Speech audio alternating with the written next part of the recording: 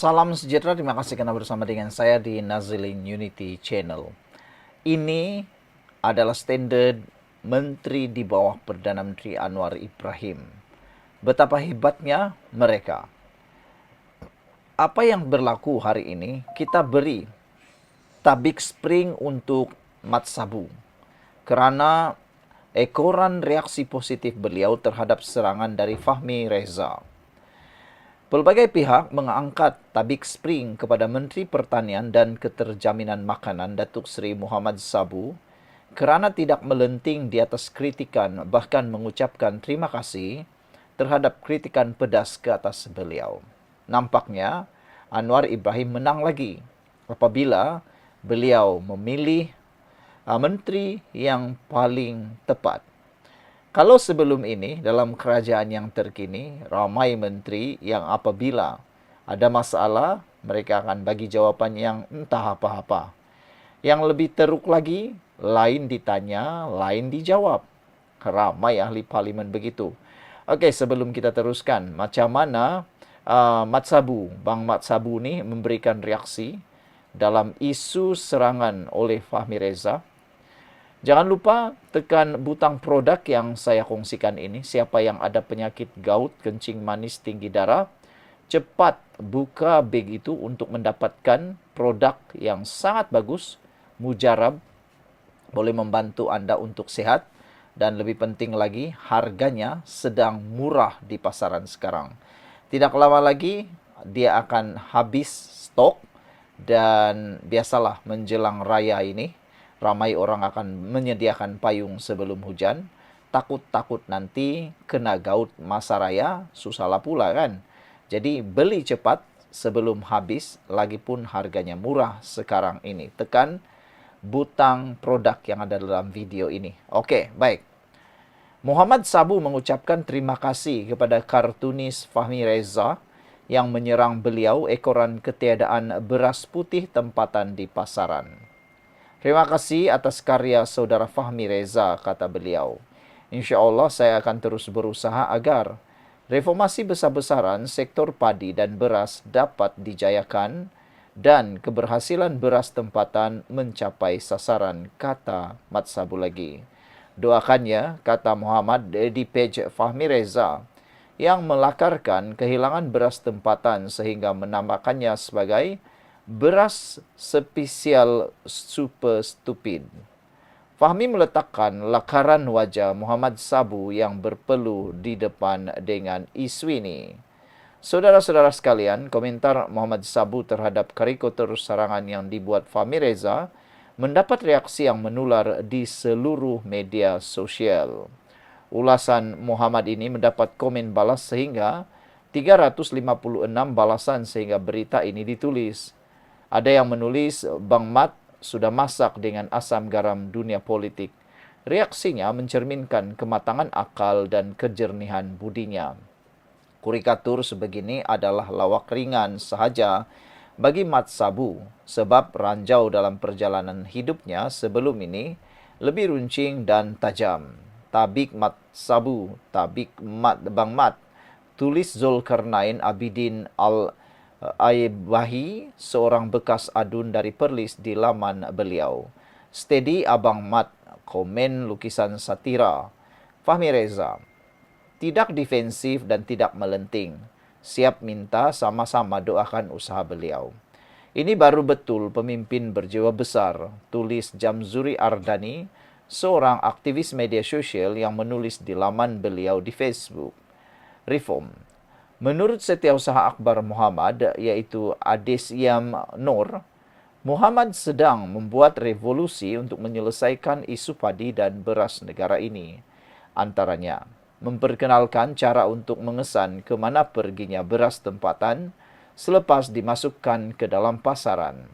Katanya, sistem rice tag yang diperkenalkan oleh Datuk Seri Muhammad Sabu sudah mula mendapat mengesan dan memantau pengedaran beras putih tempatan bersubsidi ke seluruh semenanjung secara real time.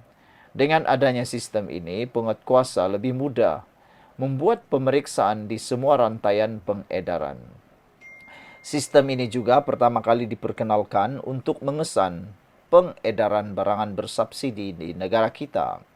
Ini adalah sebahagian daripada reform besar-besaran yang sedang diusahakan oleh Bang Mat di KPKM, kata Adi Syam dalam penjelasannya di laman Facebook beliau.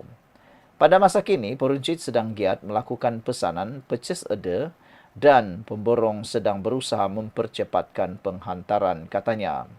Dalam fasa awal ini memang ambil sedikit masa untuk melatih pembekal menggunakan sistem ini. Tetapi selepas beberapa hari ini, kelihatan program ini mula berjalan seperti yang dirancang, katanya. Target kita dalam tempoh 6 bulan ini, 24 juta kampit BPT bersubsidi akan berada di pasaran, doakan, katanya. Sehubungan itu, beliau meminta semua penyokong kerajaan khasnya Presiden Amanah itu bersabar dengan serangan terhadap isu berketiadaan beras tempatan ini. Kepada kawan-kawan semua, abaikan dulu kata-kata nista dari pihak sebelah sana, kerana mengharapkan mereka mengucapkan terima kasih ibarat mengharap sisik tumbuh pada ikan keli. Kita jalan terus laksanakan amanah sehabis baik dan tawakal padanya, kata beliau.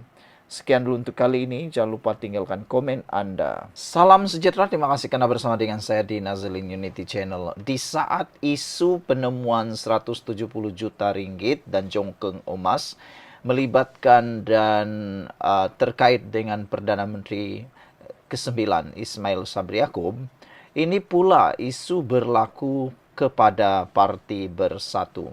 Diingatkan rupa-rupanya. Kita sangka dengan penemuan uang 170 juta dan sebagainya itu boleh melemahkan parti-parti tertentu. Rupa-rupanya lain pula jadinya dengan Parti Bersatu pimpinan Muhyiddin Yassin. Menurut laporan di FMT ini, Bersatu berbalah siapa harus ketuai parti mengharungi PRU 16. Itu yang didedahkan oleh sumber hari ini.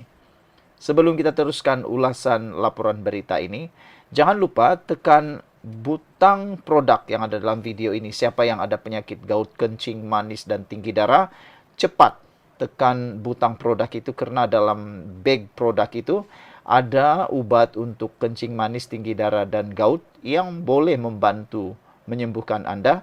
Selain daripada itu, boleh memberikan Anda kelegaan. Jadi cepat beli karena harga sekarang harga runtuh, bila-bila masa akan naik semula. Jadi sepanjang Ramadan ini, supaya Anda dapat selesa menjalani Ramadan, Anda belilah ubat sapu gout itu ataupun yang ditelan dan sebagainya. Dan semoga menjelang Syawal nanti Anda mudah bergerak. Jadi sediakan payung sebelum hujan. Cepat beli. Terima kasih kerana membantu channel saya dan terima kasih kerana melihat produk tersebut. Bersatu berbalah siapa harus ketuai parti mengharungi PRU 16, kata sumber. Sumber parti berkata pelan peralihan kuasa menyebabkan perbalahan. Sama ada Muhyiddin Yassin patut kekal atau menyerahkan kepimpinan kepada Hamzah Zainuddin. Keretakan dalam Bersatu semakin serius apabila dua puak bersaing mahukan pemimpin masing-masing menerajui parti menjelang PRU 16. Sekaligus timbul kebimbangan mengenai kestabilan dalaman parti itu.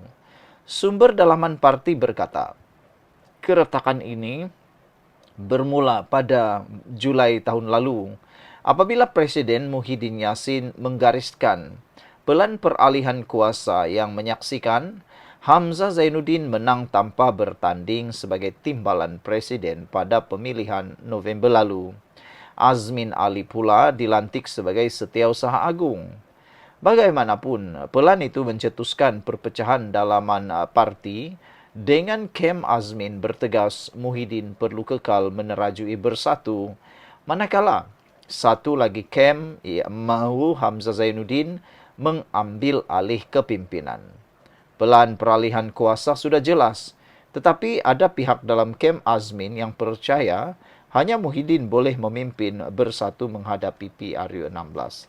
Netizen memberikan komen, kata mereka, parti Bersatu ni tak habis-habis nak merebut kuasa, kata mereka.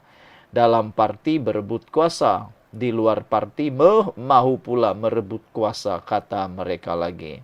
Jadi siapa sebenarnya yang layak menjadi pemimpin Parti Bersatu ini? Ada yang cadang, alang-alang lebih baik bagi Azmin saja. Kem satu lagi yang menyokong Hamzah bertegas, pelan peralihan mesti dihormati, kata mereka. Jika Bersatu sendiri gagal mematuhi struktur kepimpinannya, bagaimana pengundi boleh mempercayai parti itu untuk mentadbir negara? FNT telah menghubungi Azmin untuk mendapatkan maklum balasnya. Ketegangan dalam parti mula timbul pada Desember 2023 apabila timbul spekulasi bahwa Hamzah hampir disingkirkan susulan isu yang berbangkit dalam kalangan kepimpinan tertinggi, kata sumber. Situasi itu mendorong kepimpinan Bersatu menganjurkan satu permukiman di Gopeng Perak, di mana satu kata sepakat dicapai antara kem yang bertelaga. Dalam pertemuan itu, kesepakatan dicapai bahwa Muhyiddin mempunyai kata putus dalam semua keputusan kepimpinan dan beliau menyerahkan jawatan kepada Hamzah apabila tiba masanya. Kesepakatan dibuat bagi meredakan ketegangan dalaman dan membolehkan parti memberi tumpuan kepada usaha mengukuhkan kedudukan menjelang pilihan raya, katanya lagi. Menurutnya, Azmin menerima jawatan Setiausaha Agung selepas pemukiman tersebut. Bagaimanapun, mereka dalam kem Azmin mula mendesak Muhyiddin kekal sebagai presiden hingga PRU 16 dengan alasan pengalaman kepimpinan beliau penting bagi mendapatkan keyakinan pengundi. Sementara itu, Kem Hamzah menegaskan peralihan kuasa mesti diteruskan seperti dirancang sambil memberi amaran sebarang perubahan akan mencetuskan ketidakstabilan jangka panjang dalam parti. Perpecahan ini semakin ketara. Kem Azmin Ali mahu Muhyiddin terus menerajui parti kerana mereka percaya kepimpinannya boleh menyatukan parti dan mengelak perpecahan dalaman sebelum pilihan raya. Tetapi pihak satu lagi berazam mahu pelan peralihan dilaksanakan. Bagi mereka, pelan ini bukan sekadar soal kepimpinan, tetapi juga mengenai integriti dan kredibiliti parti menjelang PRU 16, kata sumber itu. Secara pribadi saya tidak sangka apa yang dinyatakan ini benar-benar berlaku dalam Parti Bersatu. Rupa-rupanya kata sumber dalam Parti Bersatu ini sendiri memang berlaku perbalahan siapa yang harus ketuai parti mengharungi PRU 16. Tidak mustahil dengan perbalahan ini berterusan, Parti Bersatu akan berpecah lagi. Sudah banyak yang kita lihat sejak saya menjadi pemerhati politik, sudah banyak yang kita lihat parti berpecah akhirnya. Mula-mula di pertengahan sebelum pilihan raya tidak kelihatan perpecahannya, tetapi di saat menjelang pilihan raya akan berlaku perpecahan. Lagi teruk dan dahsyat ketika pemilihan untuk memilih calon pilihan raya. Di sinilah akan berlaku kroni, di sinilah berlaku cai atau geng ataupun berlaku kem-kem tertentu. Kem ini menyokong si anu, kem ini menyokong si anu pula. Jadi pada waktu itulah maka berlakunya perpecahan yang paling teruk apabila wujudnya kem-kem yang menyokong atau memonopoli ataupun melobi sesuatu kawasan untuk menjadi calon. Akhirnya nanti yang mau jadi calon itu pula akan menyokong kem-kem tertentu. Jadi, sejauh mana Parti Bersatu boleh bertahan sehingga PRU 16? Adakah mereka akan berpecah kepada parti baru? Adakah Hamzah Zainuddin akan membuat parti baru? Ataukah Muhyiddin sendiri yang akan keluar lalu mewujudkan pula parti baru? Atau dua-duanya keluar daripada Parti Bersatu? Atau Parti Bersatu terus meneruskan agendanya dan sanggupkah Muhyiddin menyerahkan kuasanya, beralihkan kuasa kepada Hamzah Zainuddin? Sekian dulu untuk kali ini. Jangan lupa tinggalkan komen Anda. Bye-bye.